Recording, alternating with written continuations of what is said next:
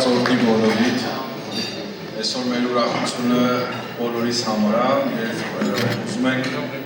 ես իմ կողմից, իմ ընտանիքի կողմից ես մի փոքր նվիրենք բոլոր անդամներին, խնդրեմ, որ ընտանիքներից, այսինքն ամեն ընտանիք վերցնի մի գիրք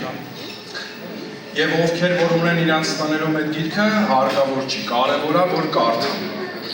Քրիստոնեությունը սկսվում է Աստվածաշնչից եւ ես Աստվածաշունչ ենք բաժանել այսօր ձեզ բոլորի նվեր եւ վերջում այս Աստվածաշնչից մի փոքր հատված կկարդամ, կխնդրեմ կանգնենք, որ միաբան աղոթենք եւ ձեր մտքերի նորոգության համար եւ նորապսակների օրհնության համար։ Այն ժամանակ նրանց միտքը բացեց, որ Սուրբ Գիրքը հասկանան եւ նրանց ասաց. «Գրված է այսպես. Պետք է Քրիստոսը չարչարվեր ու երրորդ օրը մեռելներից հարություն առներ եւ նրա անունով Երուսաղեմում սկսած բոլոր ազգերի մեջ ապաշխարություն եւ մեղքերի թողություն պիտի քարոզվեր»։ Աստված օրհնի բոլորիդ, խնդրեմ միաբանվենք հայ մեր աղոթք անենք մեր մտքերի, մեր սրտերի համար, Հիսուս Քրիստոսին խնդրենք մեր զորություն տա եւ նորապսակների օրհնություն լինի։ Հայ մեր, որ երկնքում ես,